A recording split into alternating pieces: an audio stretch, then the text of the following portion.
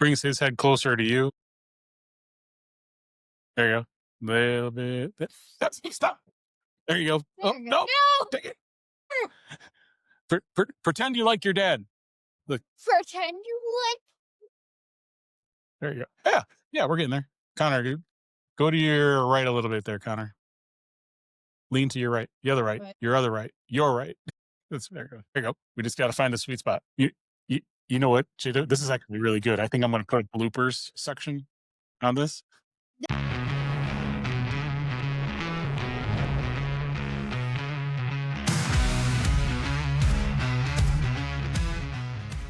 Welcome to Backwoods Obsessions. Tonight's episode is a little different, and honestly, one of the most important ones we'll ever do. We're not talking gear, tactics, or arguing calibers tonight, or, what's the best bow to shoot with. We're talking about family, traditions, and the next generation of hunters. Both of us, JW and I, had the recent chance to hunt with our sons. JW's boy Connor took a huge hog, and my son harvested a beautiful fallow deer. We weren't just successful hunts. They were learning moments. They were times with family. It was about quality of life and passing those traditions on, about patience, about respect for the animal, and what it really means to hunt. So tonight, we're going to hand the microphones over to our boys and hear what they have to say and hear their stories straight from them. So without further ado, let's get right into it. All right. So, Ulrich, Yep. How are you doing? I'm doing good. You doing good? So for everybody out there, this is Ulrich. He's my son. You are how old? 12. Wait. Oh, that's right. You had a birthday. I almost said you were 11 there for a second. So we got to go on a hunt not too long ago, right? Yep. Down in Gonzales, Texas. Yep. Yeah. And what did you get? I got a fallow deer. It was a nice one, wasn't it? It had some big palmy antlers. Big palmy antlers. It was pretty cool, wasn't it? Okay. So tell us a little bit about how that went for you. How did you feel about going on that hunt? So I was excited to shoot a deer. Mm-hmm. Since I had not got one before. This was your first deer, wasn't it? Yep. You had a pretty nice deer for the first deer. So when we hunted out of a blind, right? Yeah. Yeah. So how did you feel about that? It was exciting. Honestly, it's better than just sitting in the grass and waiting. Better than just kind of leaning up against a tree and hoping for the best. Yeah. Yeah. Okay. And doing our rattles and everything. That's easier to spot. Yeah. You're used to turkey hunting with me where we were hiding and squawking and trying to get those birds to fly in. So when you got to pull that trigger, what did that feel like?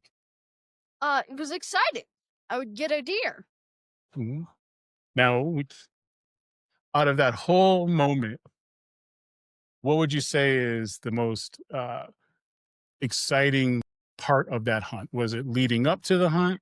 Was it traveling down to the ranch? Was it the hunt itself? Was it pulling the trigger? Was it getting to take pictures with it afterwards once we found it? It was getting to take pictures and finally getting the deer. And finally getting the deer. And then if I remember right, you were shooting a 1mm 08 rifle, which is, it's stout, but it's good, like a good recoil, right? And you shot it through the lungs, right? And I remember you picked up part of the lung off of the ground. Yes. And you were just kind of carrying this piece of lung around, showing everybody, I got his lungs.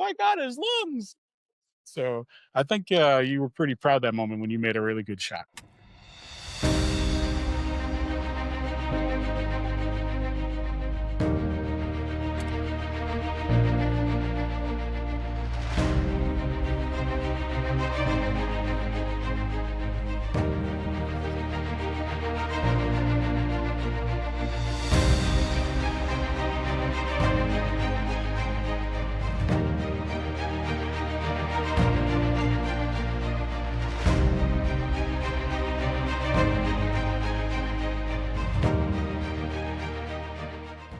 You did some good practicing to get there, didn't you? I have no idea where that lung is now. Yeah, I know where it is. It's on the gut pile, or it's probably in some coyote's belly at the moment because we didn't keep any of that. Probably in a tree. But we did harvest all of that meat, right? And you got to see how that got done, right? Yep. And so we got the back straps, we got the quarters, we got the rib meat, right? The flanks. Yep. Yeah. The heart. Oh yeah, you really like eating heart, don't you? Yeah. You pretty much eat the heart of any animal we shoot, don't you? Yeah, you're a little creepy. Okay.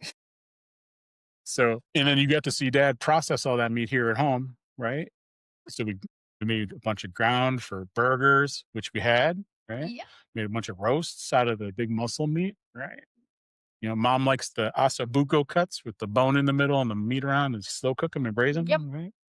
So, what did you think of eating that fallow deer, knowing that you shot it, we Uh, harvested it, we processed it ourselves, we made snack sticks out of it, we made summer sausage out of it, and you've been eating the heck out of it since we uh, brought it home.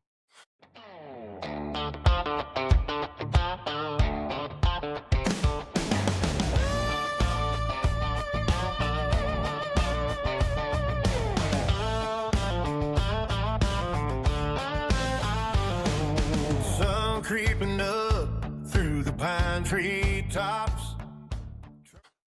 I was happy to get the deer. I was happy to eat the deer and know that I shot Yeah, yeah. It's nice to know where your food comes from, right?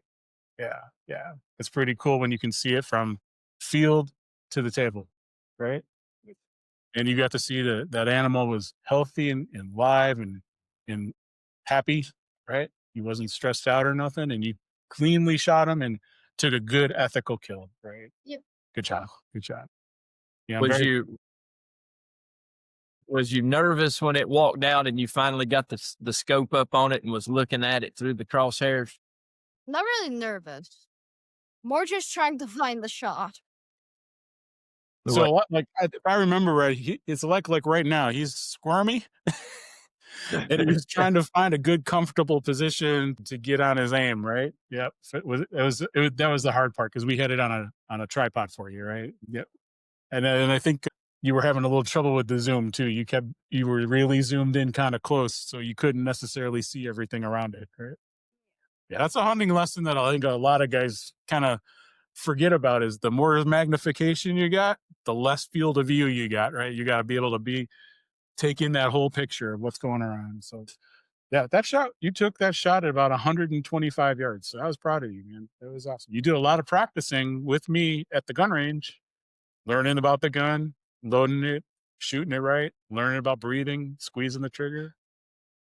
That was some of my favorite times with you, except for the times that you spent all my money on lunch. You kept eating all that gas station food. So, yeah, all right, come back in frame here. So we had a great time. I was really proud of you when you took that deer, and you were so excited. I loved being able to get those pictures, and we'll throw a picture up here in a little while of you and me out there in the field with that fallow out there. That was awesome times. And then, of course, the whole family got to go too, right? So your sister, your brother, mom, and they were at the ranch lodge. It was just you and me and the outfitter because that particular ranch, you had to have an outfitter with you. That was their land rules. Mr. Dan, Mr. Dan, correct? So it was a good time. It was a good time. But I think we waited. How long did we wait in that blind for that deer to wander out? No, actually, it's like 5 hours. Yeah, I mean, we got there at sunrise and we just sat there and waited and waited and waited and Yeah, waited. we got there at 9 something and we got the deer. We got there at sunrise, so that was like 7 something. I know we got it sometime in Sure. like it was past 13. Yeah. So yeah. Yeah, yeah, so it was well into the afternoon by the time we got it back to the ranch, right? Yep. What surprised me the most was when we shot the bullet, some of the deer walked away. The others just kind of stood there to see if he was actually dead. Yeah, that's true. So, when you took that shot, you expect all those deer to scatter. Yeah, they just Some of them did, but a lot of them didn't. They kinda just looking, "Our buddy's down. What happened?" yeah, just a few stood and then walked away, and then the others just decided to walk over there, look at him for a few minutes, and then just walk away. That is a little weird, isn't it? Yeah. But it was, I think in retrospect, I was sitting there going, I'm okay with that because now I can take a shot. But I didn't. I didn't. This was about your moment, man. And I was so proud of you and I was so thankful for that moment, and I I can't wait to do it again. I could have taken another shot. You could have, but dad couldn't afford it. So we weren't gonna do that. Here in Texas, hunting is expensive. So we were gonna skip on that second deer probably. So We were gonna, but you decided to take me to the other black buck farm, Evan, where it's cheaper, and we ended up not seeing a single black buck. That's right. That's right. We thought we could go get a black buck, and if we couldn't get him out in the field to take a clean shot, right? So that's okay. So what out of the whole trip, what was your favorite thing? Shooting the deer. Just shooting the deer? Mm. That's pretty cool. So we got that deer with a friend of ours, Miss Macy, right? And she's preparing that head for your wall. And we're actually in your room, so we're gonna have to find a place of honor for that deer head. Don't be looking at my turkey feathers. Come on now. That ain't fair.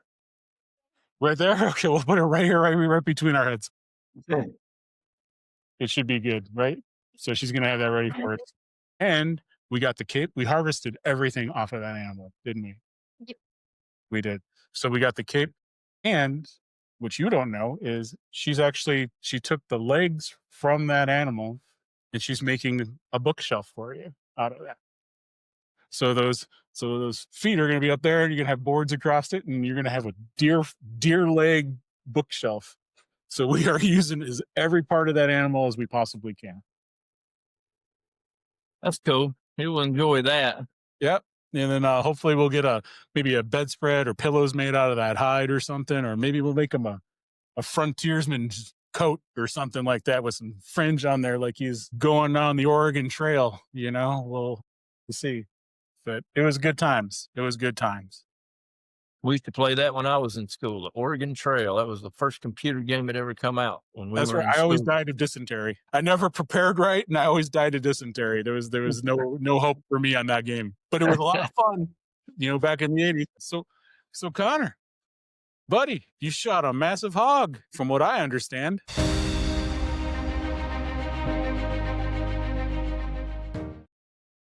Yes. What'd you get? How much did that hog weigh? Do you remember? I don't. You don't remember? Does Dad remember? 300. 320. Wow, Whoa.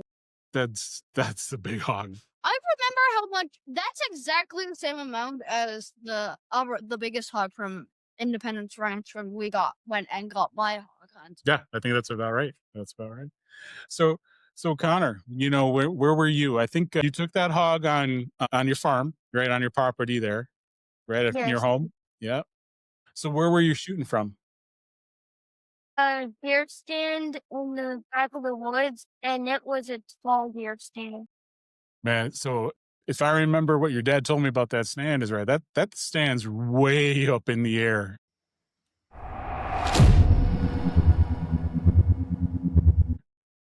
Isn't it? That's tall. Yeah, 30 feet. 30 feet? Were you scared up there? I'd be there. He goes up it and down it like a squirrel. It makes me nervous. It really does. Like I'm like holding him when he's getting down and he's like, just let me go. I'm good, And I'm like, well, you ain't gonna fall out of this thing. And he's just like, I've got it. Just right on down it goes. Nobody wants to see me climb a tree stand like that. I'm just, all they're going to see is me splattered on the ground. So, because I don't have any dexterity and I'm too fat. So, Makes me a nervous wreck. I mean, he ain't much bigger than a squirrel anyway. So, I mean, he can just zip up that thing and zip down it. well, he's a good sized red squirrel. We'll give him that. So, Right. right. So how did that hog come in? Did you call him in? Did he just wander in? Did you bait him? So we have corn out sitting on the ground, Mm-hmm. and we've been putting out corn for a long time, and now they start coming there a lot where all the corn is, and we woke up in the morning out to that turn stand, waited like an hour. Yeah, we was probably in there about an hour and a half. Really? And then he come in. But then how long was he in there and how long did it take you to get the crosshairs on him? I don't know. A little over an hour. It took a little bit. So it's very, even though that tree stand's really high, it's very, very thick with palmettos, because we're basically right next to the Florida line here. in Georgia, and so it's really, really thick with palmettos, and all your trees all your underbrush is 5, 6, 7 foot tall, right? So, even though that tree stands really high, you can't see, your visibility is not much. So I literally picked out a hole probably about this big around. There's a lot of coverage in that thing. It's a swamp, right? Like, Well, I mean, there's a creek that runs through it, and everything down here floods, so okay. it's not actually a creek. I mean, there's a lot of hardwoods in there, but I probably have 400 palm trees on this property. Dang. I mean, they're everywhere. There's, it's just so thick in there, right? And even though that stands really high, it's real thick. But I had a hole that he could shoot out of. It's probably, I don't know, 12, 14-inch diameter, and that's the only hole that we had to shoot out of. And so that hog had to get into that hole, and so he was in there for about an hour and 15, hour and 20 minutes before he stepped into that hole. But go ahead and tell him how long you had to hold that rifle up there, and how hard it was to get the scope on the hog. A little past an hour. So how hard was it? I mean, what was you feeling when you were trying to get the hog, your sight, that red dot on that hog? I was feeling cold. Cold. Were your arms shaking? What caliber gun were you shooting, buddy? I don't know.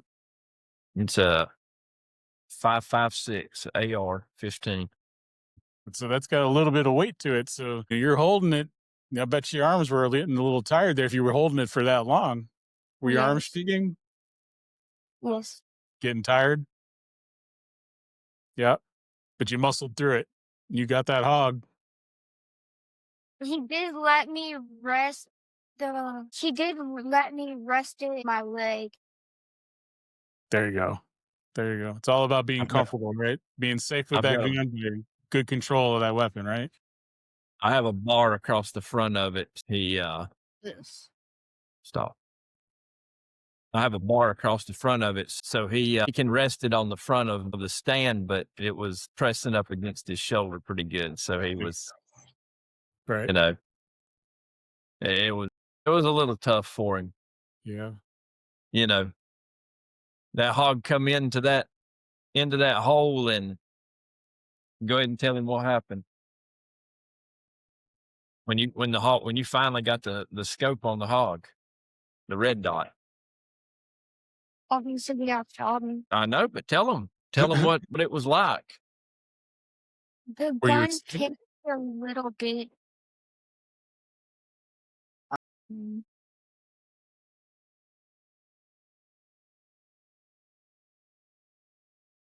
The hog, I shot it, and then it squealed, and then just fell over.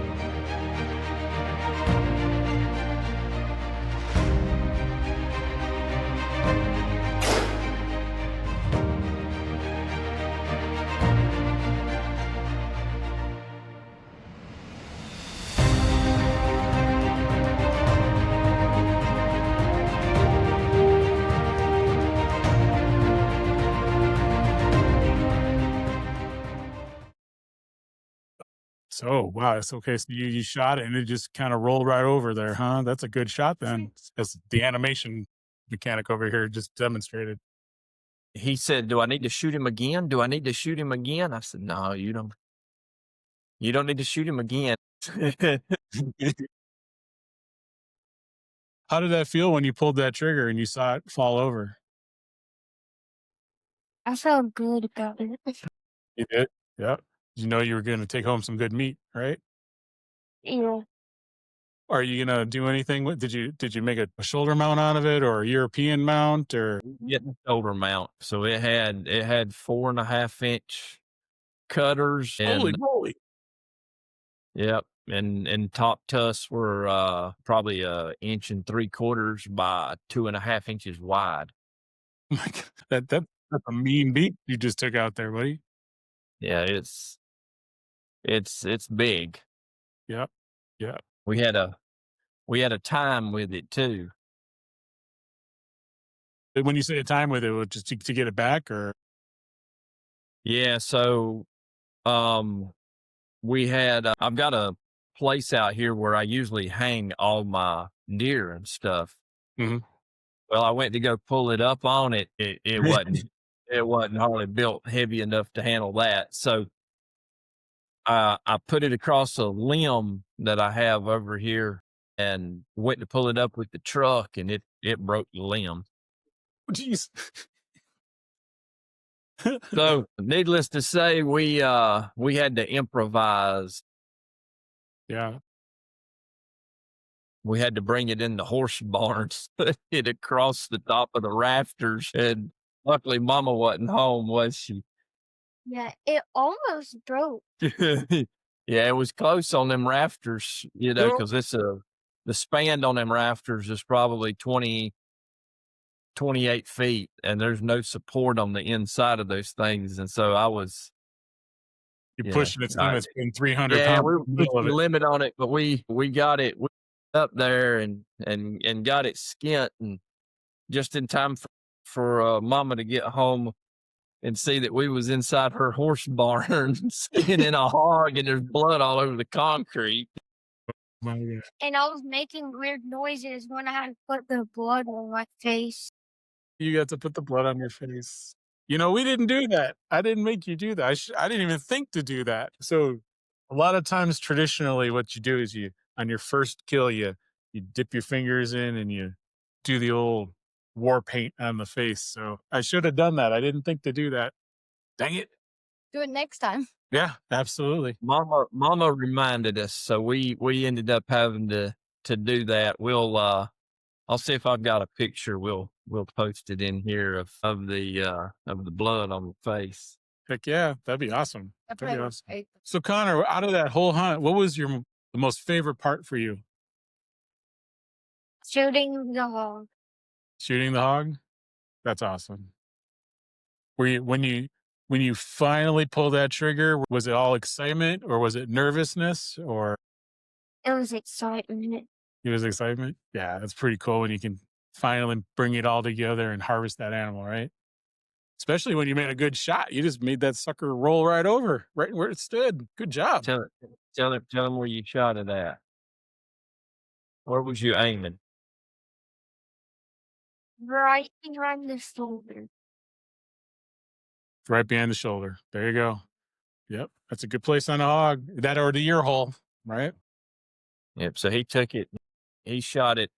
It was a little high on it, right behind the shoulder, but it took it got both top of its lungs and its spine. Jeez. Good So job. What were you he using? wasn't, Bullets? huh? Were you using explosive bullets to No, just really, really hot loads. They're all Oh, I ever shoot hand loads. So they were hand loads, but they were pretty hot. there you go. There you go. Hey, you do what works, right? So you looking forward to your next hunt, Connor? Yes. Yeah. What are you planning on hunting next? You gonna go for another hog? You gonna go get yourself a deer, squirrel, rabbit, a dinosaur? What do you want to go get? I was thinking about here, but hogs have more meat, is what he said. Well, that particular one did. Yeah, well, that's a big hog. We got 180 pounds of meat. Wow. No, I think I don't know if I asked you earlier, Ulrich, what do you want to hunt next? I think, when we're off camera, you were talking, we want to do hog hunts Yeah. again too. Is that your favorite? Yeah. You like hog hunting as your favorite? Okay. They're easy to shoot. They taste good. They're easy to shoot and they taste good. I like that. We also, Maybe that'll be the new Backwoods Obsessions also- motto. Yeah. there's also just this. Yeah, you like the skulls with the sunglasses. We have a singlet. Yes, sir. With those he's got 4-inch cutters on there too. So yeah, he did good. There's So also LED controls behind it. yeah, there's some lighting behind there. Yep. Well, you So know, he for his first hog at how old are you? 8, 9. 9 years old. You know, for his first hog, and it come in, and you know, of course, I got it all on video, mhm. and you know, for his first hog, I never got nothing like that at at his old. Right. I I didn't either. I didn't either. That's gonna make for good memories there, man. I think these two guys here, they got some good animals for some of their firsts, you know? Guarantee it. Yep. Yep. I guarantee it. And then we got turkey season coming up, starting here. Won't be long going. April. Yeah. You ever shoot a turkey there, Connor? No. No? Have you been turkey hunting? No. Okay, so this is the deal. You're gonna have to learn how to call those turkeys in for your dad, and then you're gonna join the pro team we're on out there in Henrietta when we go out there to get our belt buckles, because it's really just a matter of us showing up to get those belt buckles. Everybody else, they can pretend they're gonna go get them, but your dad and I got it. Don't worry about that. But you can call them in for us. You and Ulrich here. Now Ulrich's been in the turkey blind with me. Was been squawking at sunlight, waiting for them turkeys to come in, and then they never did. But that's why we got to get a little bit better. So you learn how to call those gobblers in there, those big toms with those big beards and them big spurs. Okay, that's your mission. You've got a job to do now. You got to practice. We also All right. have some calls over there. Yeah, I got some turkey calls up there. So, but you got to learn how to make them without calls. You do that. That's right. You gotta call them. You might not have a call with you. You better learn how to talk to them animals and get them to come in. You're gonna have to start calling them in and let me roll some. I'm Yeah. used to doing all the calling and video, and Daddy don't get to roll no more. That's right. That's all right, though. That's the fun part. I just enjoy watching everybody else. I try to get them birds in, and I'm over there. Don't shoot. Don't shoot. Don't shoot. Let him Yep. get closer. Don't shoot. Well, and that's what really this episode is really about, right? It's passing it along, right? Yeah. You and I have shot our animals, right? We've it's still thrilling, it's still exciting. We still want to shoot more. We got some stuff we can talk about coming up here, but it's about passing that along to that next generation, building that excitement, building the fun, and then building the knowledge and the skills and the heritage of hunting across the board. Building the culture. And that's something I think we see across the country now is we've become such a technological dependent society that everyone's staring at a cell phone or they're on a computer, that they've forgotten how to go outside and just enjoy nature, right? And breathe some fresh air and learn where their food did not come cellophane wrapped on a styrofoam tray out of the grocery store, right? Ulrich here, he shot it, he watched it get processed, he helped with that, and then he ate it. He got to see it from beginning to end, and he knows that his food, to be thankful for it, because it was a living entity until we took that life away. That animal gave its life to us, and we're thankful for that. You just complained about how people were always on computers. Yeah. On a computer. Look, you ain't got to be like that, mister. You ain't got to be like that. I thought we were buddy. Come on now. Jeez. Fortunately, that's how the world works, ain't it? We have to be on computer. All right. Well, I'm just going to edit you out. So our blooper reel is going to look good. So we're going to have a lot of good stuff. But building those traditions and being able to pass that along, I think, it was so great. And I was so happy to spend that time in that blind. That's 5 hours we got to, talk and just be and experience, and no screens, just with each other. Right. And that's where I think a lot of that gets lost nowadays, right? So I'm thankful when we can have these moments with our boys. I'm really excited, looking forward to having the same experience with my daughter.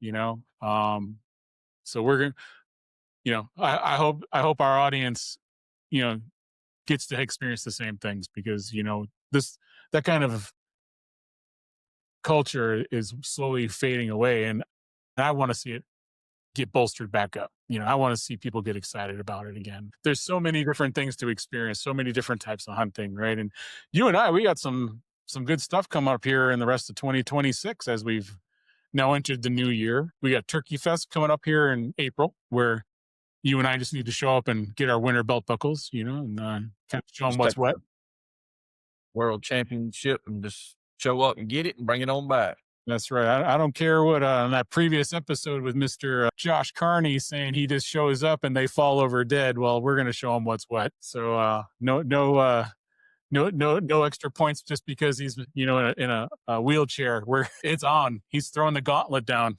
So That's right. we're going to have to show him what's what. And then we got oh man, there's so many seasons coming up. Hopefully going to get some coyote and bobcat hunting in here too. And then you and I, we've been making some big plans here for late October, early November, out there in Colorado. Second rifle hunting season, we'll be there. That's right. We're going to go try and get ourselves some bull elk. And I'm going to be out there huffing and puffing, but because we're going to have to go up to 10,000 feet elevation, Probably at least 10. Yeah, Yeah. absolutely. Yep. Yeah. And Yep. hopefully the weather holds for us and, works in our favor and we can play the wind right. We'll be Yep. successful. And then also in October, probably we'll be out catching some of those big 40 and 50 pound big reds too. He's on St. Simon's Island, Georgia, right here, right up where I live. Yep. We're going to go get some of them big reds and have a good time watching, get in the sea and getting some bait in the water and pulling out some big fish. Oh yeah. Hey, and things is fun to catch too, boy. Especially when they're that big. I mean, that's a load to try to haul in, and they fight good. Yeah. Well, unfortunately, when they're that big, unfortunately, you can't keep them, right? Right. No, you can't. They're too big, but it's it's fun to catch them, and the audience, I'm sure, will love to see all that, and it's nothing they can't go do. I mean, you can take a John boat right there and go do it. I mean, it doesn't hardly cost you anything. It's just right off the shore. It's not like we're going out miles and miles. I mean, we're literally just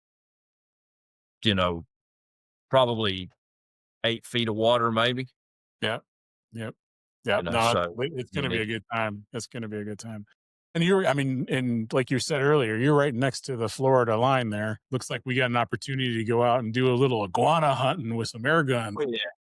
Yeah, we're gonna run down south and shoot some iguana and see what else we can invasive species that we can that we. You ever seen iguana there, Connor? Yeah. No, it's like a miniature dinosaur. It's awesome. It's a lot of fun. His grandma used to have one that was about 6 foot long, but that was a little bit before his time. Okay. Oh man. So what else we got? Of course we got all the regular seasons, dove and everything else that's coming up too. So Yeah, we've got well, we're putting together a whole new kind of a whole new look for our show. I finally got the song written and got it all done. So we'll have a real good song to go with our show that, I hope a lot of people enjoy it.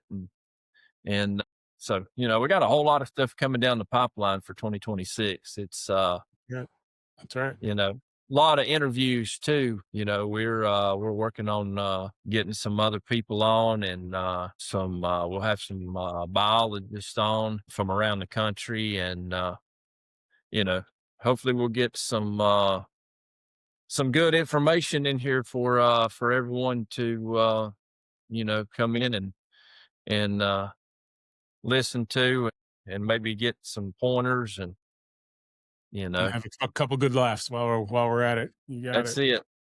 That's right. Cameras just going every which way. Shoot. Lines of their own. That's right. Well, this is the reason why you need to get out into a deer blind, right? There's no camera to worry about tracking you or nothing like that. You just got to worry about staying quiet and getting that reticle right on where you want to shoot it, right there. Like Connor And did. that being quiet and putting the crosshairs on the hair. That's right. Shoot. Well, we got a lot coming up. We got a lot of good footage coming up. We're still growing the channel here. We're still moving and shaking and looking for opportunities to make it better everywhere along the way. And hopefully people are seeing that and enjoying it joining that journey with us. I think we'll wrap it up. I think this has been a really awesome episode, being able to have the boys here and have them explain their hunting stories with us out of their mouths. It's always fun to have Connor, just laugh at me across the computer screen.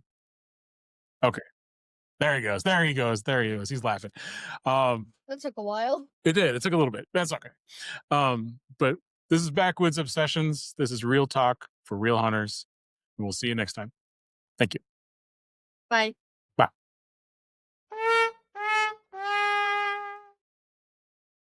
You might have to lean over more towards him to get it to go.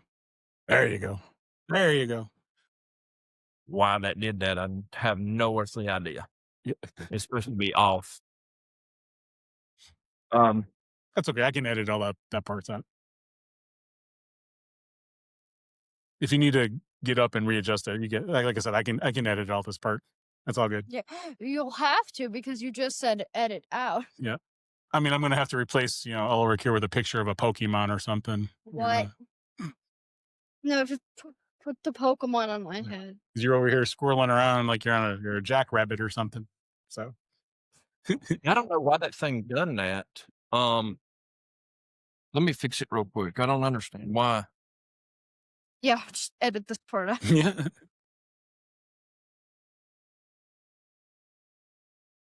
Can you tilt it up a little bit? Because it's facing your I think Connor's messing with the camera now. happening? What's happening?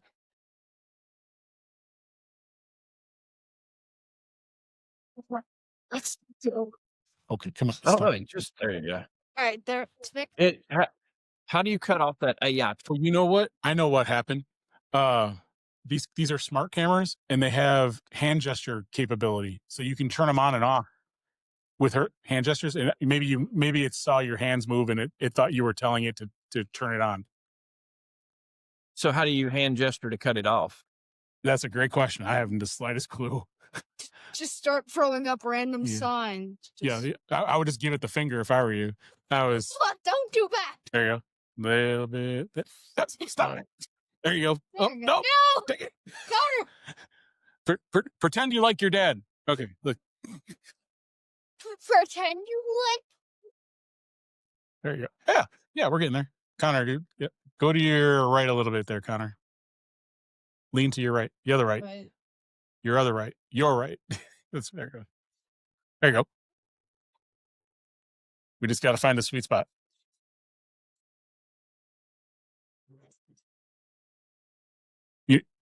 You know what, Jada? This is actually really good. I think I'm going to put a bloopers section on this Yeah, please do. podcast with kids.